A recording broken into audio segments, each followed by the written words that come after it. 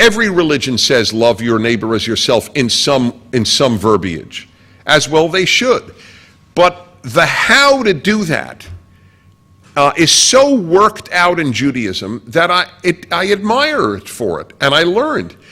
That stopped me from ever thinking of anyone who works in a store as anything but worthy of my respect, knowing that they have to make a living. It has deeply affected me every time, anywhere in the world.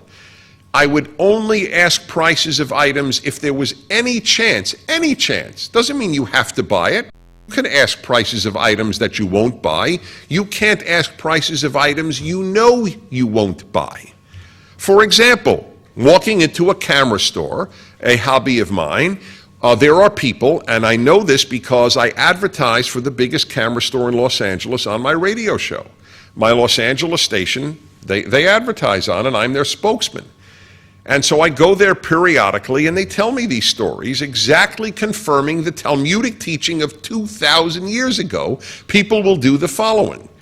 They know that they will buy a camera through the internet at some very reduced price, but they don't know what camera they'll buy, so they go to the camera store, take a half hour of the clerk's time, of the store's time, checking out all the cameras, and then buying it on the internet. That in Judaism is a sin. Judaism, when taken seriously, must make you a better person. In fact, it's very simple.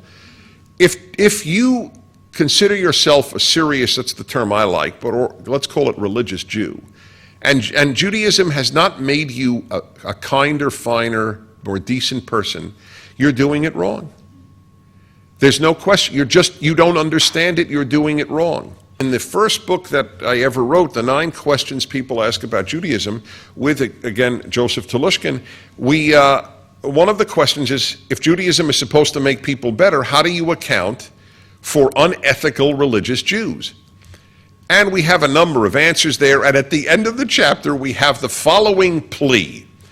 If you are a religious Jew and you cheat in business, please, we beg you to stop cheating in business. But if you must continue cheating in business, please stop being a religious Jew. And we meant it. We meant it. But my Christian friends and Christian callers to my show always marvel at how pro-Christian I am. And they will say, well, Dennis, don't you believe Judaism is the only true religion?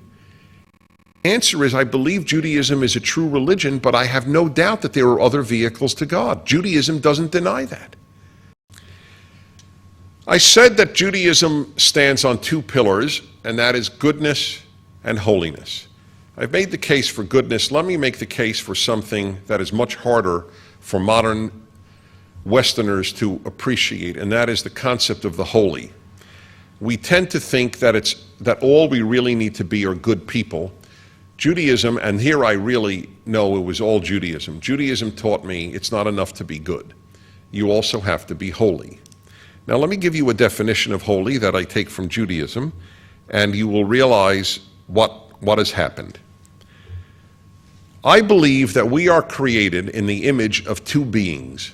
We are created in God's image, and we are created in animals' image.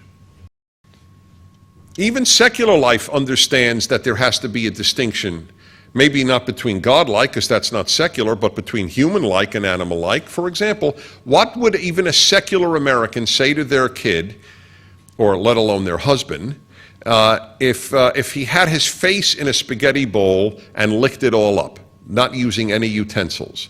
You are eating like an animal. Now, here is the perfect example of the difference between holiness and morality. It's not immoral to eat like an animal. It's not unethical to eat like an animal. You're not a bad person if you lick up your dish. You're a slob and you're an animal. So what we have here is, even secular life understands we should be elevated above the animal.